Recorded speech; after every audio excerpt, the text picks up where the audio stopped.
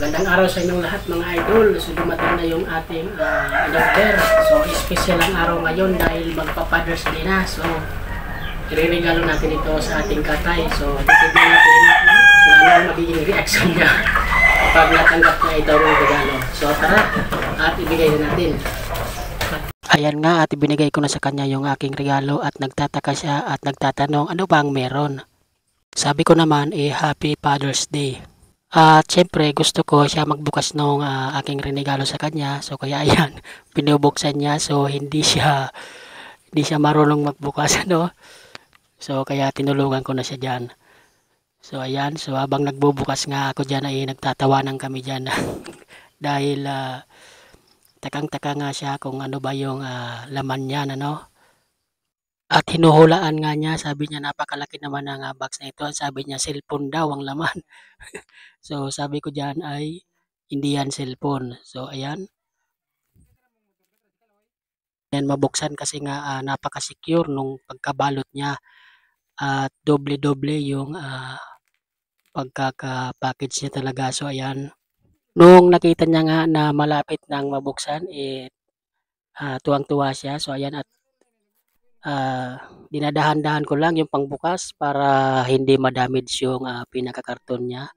Bale, ang binili ko nga pala sa kanya ay Bluetooth speaker dahil matagal na niya yang rini-request sa akin noon pa. At nung nakapag-ipon na nga ako ng konti ay ayan, bumili na nga ako ng pinakagusto niya talaga nga Bluetooth speaker at in-order ko na at dumating na sakto magpa-Father's Day. Kaya ibinigay ko na sa kanya kaagad. At siguradong magugustuhan niya talaga yan. Nabuksan na nga natin at ayan yung pinaka-box niya. Ayan po siya, Away.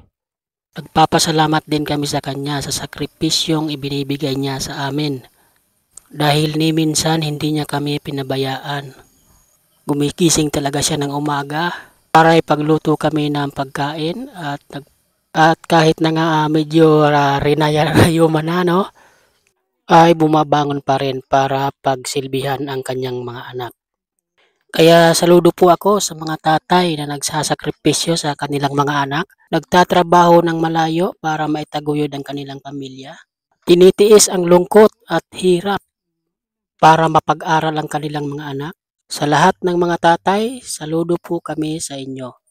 Kayo po ang tunay na superhero. Ayan at nabuksan na natin. So ayan, tinatanggal niya na.